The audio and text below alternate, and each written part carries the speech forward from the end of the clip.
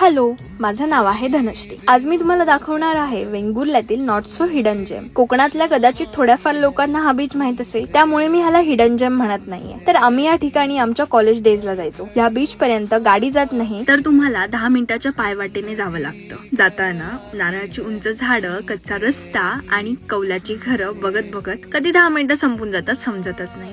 आणि तुम्ही येऊन पोचता या समुद्राच्या बॅक वॉटरला। आणि इथे तुम्ही स्विम पण करू शकता, सेफ आहे ते। आणि इथे तुम्ही टेंट पण लावू शकता, तर तशी सर्व्हिसही अवेलेबल आहे। आणि हा बीच एवढा छान आहे आणि सुंदर, स्वच्छ सुद्धा आहे। जर तुम्ही येत असाल तर इथे कचरा करू नका, ती तुमची रिस्पॉन्सिबिलिटी आहे। आणि इथे फक्त लोकल लोक असतात। जर तुम्ही गर्दीपासून लांब आणि शांततेचं ठिकाण शोधत असाल तर हा आहे फळे फोंड्याचा बीच। आणि हा व्हिडिओ सुद्धा तुमच्यासाठी झालाय असं समजा। जर तुम्ही मे महिन्यात कोकणात यायचा प्लॅन करत असाल तर व्हिडिओ नक्की सेव्ह करून ठेवा आणि मला फॉलो करा। व्हिडिओ आवडला असेल तर लाईक आणि शेअर सुद्धा करा। Okay, bye.